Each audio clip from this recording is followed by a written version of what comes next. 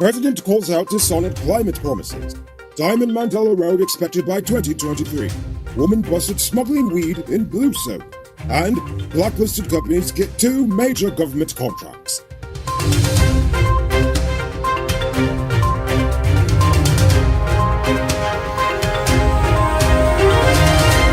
I am Rico Bulford and welcome to tonight's edition of Uncut News. Do you see news happening? Send us a tip on WhatsApp at 592-659-6151. This morning, the president called out the duplicitous nature of the developed world when it comes to climate change mitigation efforts. He told the United Nations Climate Change Summit those countries have not honored their pledge of the US $100 billion to support climate action. He also spoke about the efforts Guyana made over the years to do its part to address the challenges and effects of climate change. Even though Guyana recently became an oil-producing nation, the country supports the removal of subsidies from fossil fuel production and advocates for a strong global carbon price. But he's not alone. Other Caribbean nations have also been calling out the big guys for the same thing. Now, if they could only turn those words into action. The post-mortem examinations conducted on the bodies of 24-year-old Devi Samaru and a newborn baby girl found that the baby died as a result of a hole in her heart, while the mother died from a blood clot in the lungs. The autopsies were performed at the New Amsterdam hospital where the two died. Samaru's widower, Sunil Pertab, said the family would have preferred that independent autopsies be done, but they could not afford those. As such, they are calling on the government to launch an independent investigation. The government has opened bids for the Eccles to Diamond Road. The government seeks to award the contract by year's end and to have the project completed by early 2023. The new road that runs from 6th Avenue Diamond to the Windsor State Road that leads on to the Eccles landfill site is already completed, but the government was awaiting the completion of a bridge along the Mucka Access Road that will lead the new road from Diamond straight into Eccles. The other project will see an alternative road from Eccles to Mandela Avenue. The bypass project will see a total of 26 kilometers of road constructed. Suko's CEO says Narayan Singh has been under fire recently for public complaints about his managerial style at the company. Many claimed that Singh is loud, verbally abusive, and has literally driven many employees to quit. It is because of the criticism. Jadyo said that Suko's managerial team needs more support, although he stopped short of declaring whether Singh will be dismissed or not. Nevertheless, he did state that the government was looking for more private sector involvement in the company, which sounds like a fancy way of saying they are going to sell more government assets because they are being poorly managed. Are you one of the chosen few that benefits from duty-free? Good for you. Check out these amazing vehicles that just arrived at Best Buy Auto Sales. This 2016 Toyota Harrier Grand Sport Edition, this 2014 Range Rover Evoque, and this 2016 Lexus RX 200T are all on sale. They are all fully loaded and come with all modern features. Call or WhatsApp 662-0844 for more info, or visit their showrooms at Lot 171 Bureau Street, Queenstown, or Lot 2 Lamar Street, and tell them Mariko sent you to get in on a sweet, sweet deal. On Monday afternoon, police arrested a 20-year-old woman after she was caught trying to smuggle a quantity of marijuana in several bars of blue soap into the Lusignan prison. According to the police, the woman was arrested while she was taking the items for inmates.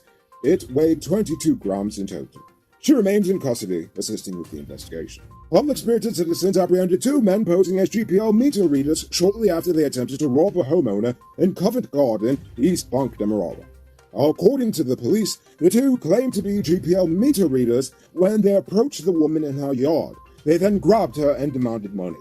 However, the 2 fled the yard after she screamed for help, thus attracting the attention of the neighborhood. They were caught and escorted to the police station. The Guyana Press Association says an employee of an unaccredited media house was arrested for having a fake media pass. He is currently in police custody. Wow, a fake journalist gets arrested for a fake media pass, while one social media commenter, who people mistake to be a journalist, gets regular interviews with Jagdio and the like. Seeing the quality of news these quote-unquote media houses produce, I understand why you all would rather get your news from a cartoon. So you hope to never have to replace the parts on your truck, right? Keep dreaming, because things will break. But thankfully, when they do, you don't have to stress. Just head over to Powered Automotive Truck Spares and Engine Parts. They stock parts for DAF, Freightliner, International, and Mack trucks. Also all genuine Cummins engine spares, and they are the authorized dealer in Guyana for hammer parts. So the next time you break down, act like a big and you have sense. Head over to Powered Automotive in Eccles. Call them on 697-0171. It's now time for today's Runner Report. Today, the nation recorded 62 new cases. There are now 926 persons dead, 14 in the ICU, and 2,499 in home isolation. And the total number of confirmed cases around the nation now stands at 35,719. So please, people, wash your hands frequently. Avoid touching your nose and mouth and mask up before you leave the house. When you do leave home, try to avoid enclosed spaces and large crowds, and remember to give 6 meters space between you and others. As for the vaccines, to date, 383,013, or 74.7% of adults, have received their first dose, and 245,932, or 47.9% are fully vaccinated. Exxon has drilled a dry hole at the Sapote 1 well in the Kanji block offshore Guyana, a situation that reports suggest resulted in falling shares at Westmount Energy, one of the indirect shareholders in the block. The Sapote 1 well was spotted back in August and was drilled to a total depth of 6,758 meters. And now for our stupid news of the day. You know what I think is stupid? The government has put 2 of the nation's most expensive and probably most transformative infrastructural projects in the hands of 2 corrupt foreign construction companies that have terrible track records in terms of finishing projects in developing nations. Late last night I might add, the government released a press statement saying that it has approved China Railway Group to build the $1 billion Amila Falls hydropower project, and China State Engineering Company was approved to build the new Demerara Harbor Bridge for US $256.6 million. However, the government says it won't cost the taxpayer a dime, as both will be constructed on a build-own-operate transfer model. While this sounds great, it's just left me more confused than ever. My concern is if the project will be completely financed by private investors, then why did the government approve these 2 sketchy and corrupt companies to build these large and crucial projects? Now, I don't claim to be an expert in this type of stuff, but the experts haven't explained this to me in a way that I understand. All I know is that we are one of the fastest growing economies in the world. I'm sure we could have contracted some big name proper international building firms to do this. Correct me if I'm wrong, but this feels like ordering the cheapest, blandest thing on the menu at the restaurant when your friend insists to cover your meal on your birthday. And if you ask me, that's pretty stupid.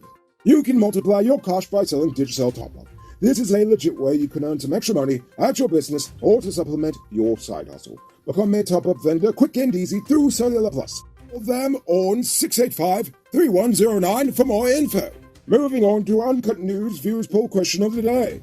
Every day we pose a question about current events in Guyana, the region, the diaspora, and how you feel it relates to us. So you give your responses in the comments, and we'll read the best ones in the following episode. Yesterday's question was, do you think it's a good idea for us to be using Ghana's experts to help us with our oil and gas laws? King Tut says, Ghana runs an efficient oil sector, and it shows in their infrastructural development. We can learn a lot from their discipline and efficiency across all sectors of society. Their political system affords even the tribal chiefs to have their input on a national development level. Ron Glasgow says, seeking expert advice on a sector we're still learning about is definitely a step in the right direction and should be encouraged, so long as it remains advice. That being said, I don't think the advice should come from just one nation alone. Ghana is but one of a number of countries that's still learning about implementing laws around its oil and gas sector. What's preventing us from reaching out to Norway, which has been recognized as a success in the sovereign wealth fund management, Russia, or even Singapore? I'd suggest getting advice from other nations as well, and look for where consistencies lie in the advice, and get Guyanese experts to see how best we can adapt and implement said advice based on our context. Oh, that sounds like the best suggestion I've heard so far, Ron. Thank you. And Mohammed Sharif says, the people in Ghana got screwed. Their politicians benefited. So, WTF. Indeed. So for tonight's question, how do you feel about the government contracting the 2 corrupt Chinese companies to build a mile of holes in the bridge? Do you think they'll do everything by the book, Or do you, like me, believe that this is not going to end favorably for us? Think about that question and tell us in the comments below. If your response is good enough, we just might feature it in our next episode. Anyway, that's all the time we have for tonight, and check us out tomorrow for another. Until then, I'm Rico Bullford saying goodnight, folks. Hey, Uncut News viewers, thanks for watching. You can subscribe by clicking on this button over here, or click over there for more news. You can also drop a comment to let me know if you've made it to the end of the video. Goodbye for now.